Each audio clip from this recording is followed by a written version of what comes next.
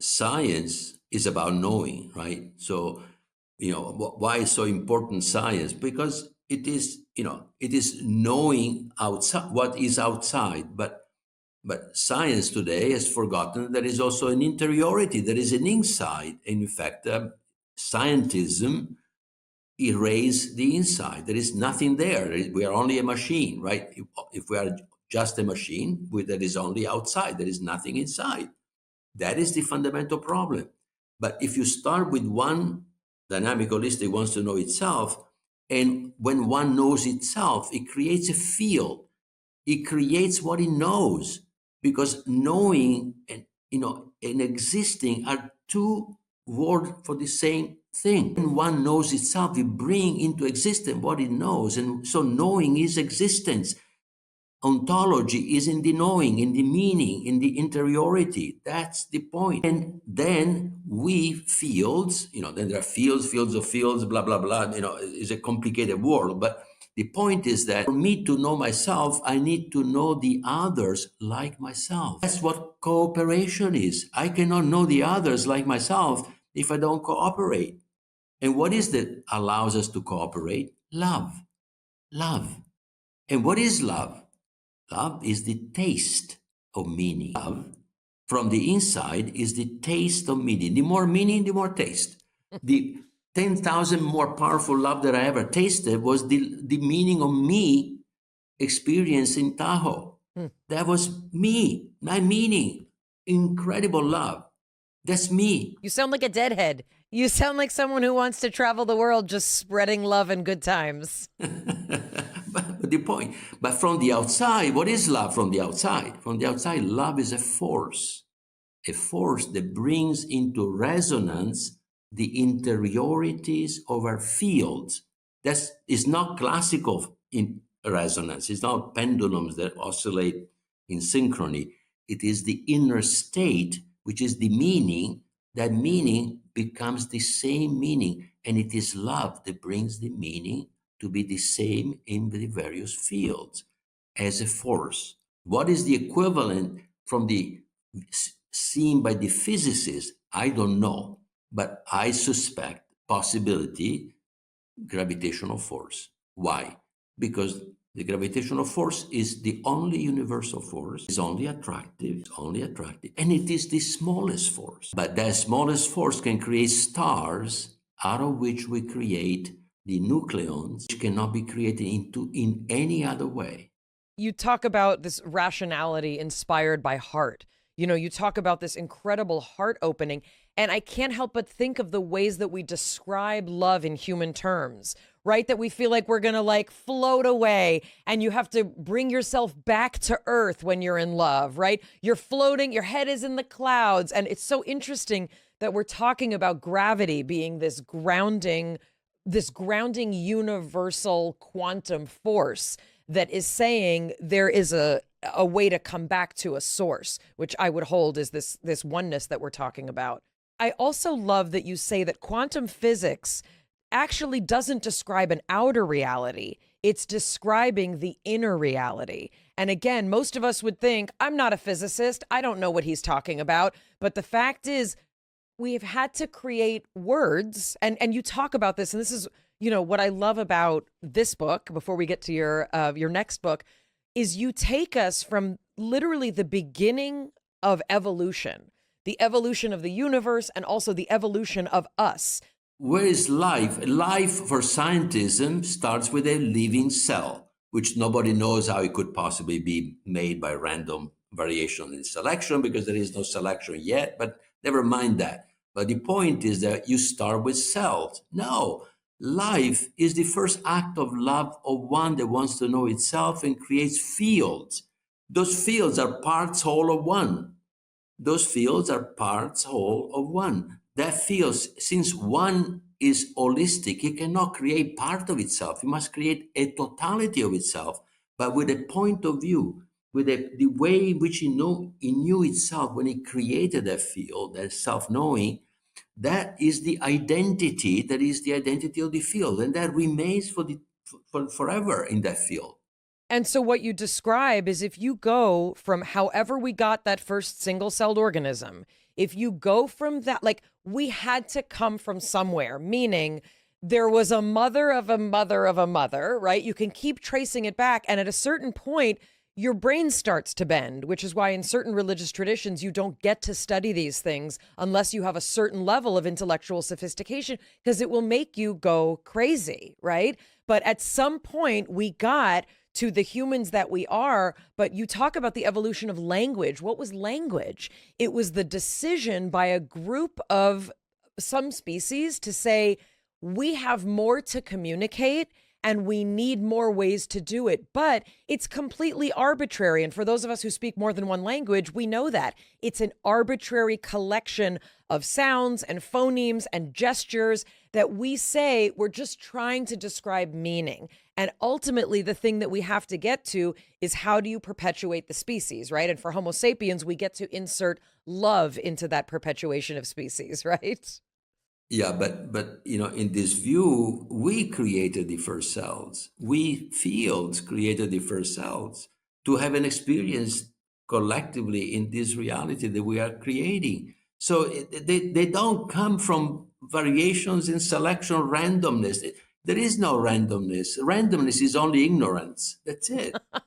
Only ignorance. But and also the languages, why do we need languages? Because we want to communicate the meaning that we find, but the meaning is endogenous. It comes from within. It doesn't come from without. Then it creates symbols, which are structures outside in space and time. Those are structures that we create to manifest the meaning that we have inside. But the creativity is within, this in the spiritual part. It's not in the body and not even in the mind. The mind creates, the mind does computation about what we have learned. And so it makes prediction. But the predictions are not reality. Predictions are probabilities. The reality is created by our choices as spiritual beings that choose to go to manifest this thing or something else. So that is very, again, very different than the way we imagine things. What we imagine things is that there are laws, and therefore the laws govern the world. But the laws are the byproduct. The laws are the law simply are saying that there is coherence within one, and that coherence requires certain laws, certain coherencies that are reflected into the mathematical laws. But the mathematical law don't dictate what has to happen. Coming from an entrepreneurial background, being in business being a winner-take-all attitude, whereby you have to corner markets and get as much market share as possible, get ahead of your competition. Where does love fit in to a notion of a new version of capitalism? Once we start to accept that cooperation is the only game in town, as opposed to competition, we had to rethink everything that we do, because we start from kids, we start to compete. We are told to compete. I mean, the educational, even in the family, we are sort of, without even knowing, we're sort of set one against the other sometimes, right? And then, schools, business, everything is about competition. And of course, competition leads to war. And, God knows how many wars we have lived through, in our many lives. We basically have to change the entire structure of how we interact with each other. So I'm not there yet. In meaning, I know that has to occur. We have to figure out how to do this. But, before we can do that, people have to understand that they are no longer bodies. Because if they think that they are bodies, automatically you go into the survival of the fittest, and then we have to have an experience that you are not the body, exactly like I had, and everybody can do that. The point is that the difference is that, I don't set myself as a special guy that, you have to believe me. No, no, no, no, no. Everyone has to experience its own connection with one. Without that experience, we will not believe, because the weight of our experience, that we think that what, this physical reality is the only reality, is so powerful that unless you have an even more powerful experience that tells you that that's not so, you're not going to change. You're not going to, not given a chance, given a chance. You won't even be able to think about the new paradigm without the embodied experience of realizing there's another way of being.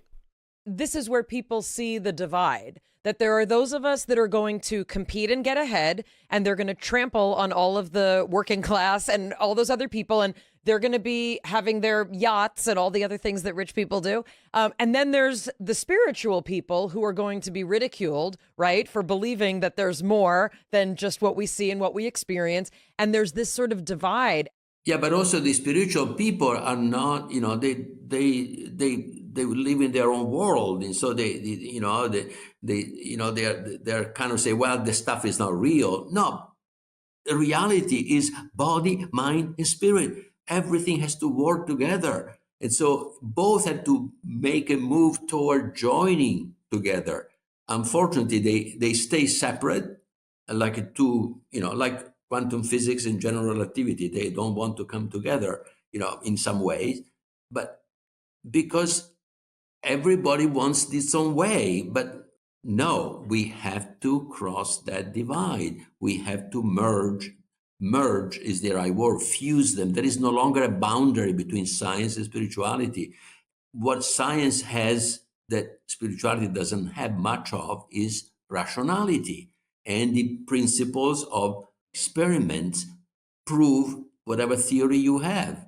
Because physics lives and dies on experiments. If you may have the most beautiful theory, but if the theory makes a prediction that doesn't happen, the theory has to be scrapped. So the experiment is more fundamental in science than the theory. In spirituality, it has to be the same. We have to reach similar states, and we have to be able to talk about it, and we have to be able to see that they are they are no longer objective like the outer reality, but they are subjective. But the subjectivity overlaps enough to be able to say, yeah, we're talking about the same thing. But it comes from experience, inner experience instead of outer experience. That's where the joining can come. And that's why spirituality has to be the right word, not religion, because there are 200 religions in the world. They better combine themselves first, right? They cannot even agree with themselves. How can we create science and religion? Right? Religion. I mean, you have to have 200 science and religions then, because all the religions are different. So, but there is only one physics in the world. So at least physics has already arrived to a level of unity, because everybody agrees, because of the principles of physics are very clear. You have a theory makes prediction, and you make an experiment. If the experiment, says the theory is right, well, even if the theory says something that appears crazy, reality is that crazy. That's exactly what has happened in the last 100 years, because quantum physics makes predictions that nobody thought that could exist, that kind of reality. And now we know that there is a reality much more different than what we thought. You've talked a lot, and your book includes so much about the differences between computers and humans, and the differences between biological systems and those that are, let's say, being utilized for artificial intelligence. And what you talk about is some of the beauty that every interaction that cells have is so much more than the sum of its parts. You talk about homeostasis, you talk about metabolic processes, and it's not enough to say, oh, cells are more than the sum of their parts. You're talking about, and again, you can think about this on a human level,